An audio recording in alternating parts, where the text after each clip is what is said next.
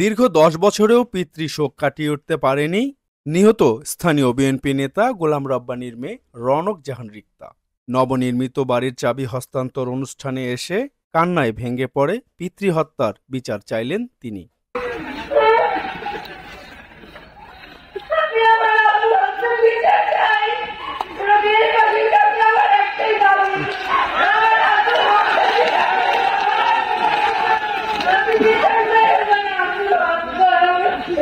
জেলা সদরের লক্ষ্মীচাপ ইউনিয়নের দুবাসরি মাদ্রাসা মাঠে আমরা বিএনপি পরিবারের উদ্যোগে আয়োজিত নিহত গোলাম রব্বানীর পরিবারকে নতুন চাবি হস্তান্তর অনুষ্ঠানে লন্ডন থেকে ভিডিও কনফারেন্সের মাধ্যমে যুক্ত হন বাংলাদেশ জাতীয়তাবাদী দল বিএনপির ভারপ্রাপ্ত চেয়ারম্যান তারেক রহমান। নিহত হয়েছে তাদের সকলের প্রতি আমার শ্রদ্ধা।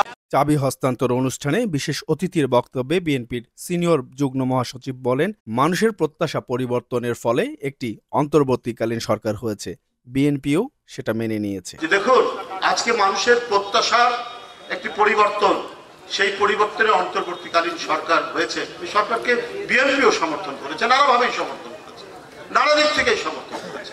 কিন্তু এই সরকার যদি কোনো একটি দিকে হেলে যায় তাহলে এই সরকারকে জনগণ কখনোই মেনে নেবে না।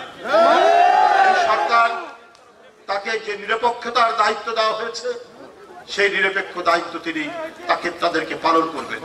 অনুষ্ঠানে অন্যান্যদের মধ্যে বক্তব্য দেন বিএনপির বিভাগীয় সাংগঠনিক সম্পাদক আসাদুল হাবিব তুলু, নীলফামারী জেলা বিএনপির সভাপতি আখম আলমগীর সরকার, সাধারণ সম্পাদক জহুরুল আলম সহ কেন্দ্রীয় ও স্থানীয় নেতৃবৃন্দ। আমাদের মাঝে উপস্থিত হয়েছেন শহীদ গোলাম রব্বানীর মেজ মেয়ে রুমা আক্তার ইতি, আমাদের মাঝে উপস্থিত হয়েছেন শহীদ গোলাম রব্বানীর ছোট। নিহত গোলাম রব্বানী ছিলেন জেলা সদরের লক্ষ্মীচাপ ইউনিয়নের বিএনপির সাংগঠনিক সম্পাদক। পরিবারের অভিযোগ, ২০১৪ সালে হত্যা করা হয় তাকে। স্বামীর মৃত্যুর পর সন্তানদের নিয়ে পরিবারের ভার বহন করেই চলেছেন নিহত গোলাম রব্বানীর স্ত্রী শাহানা বেগম।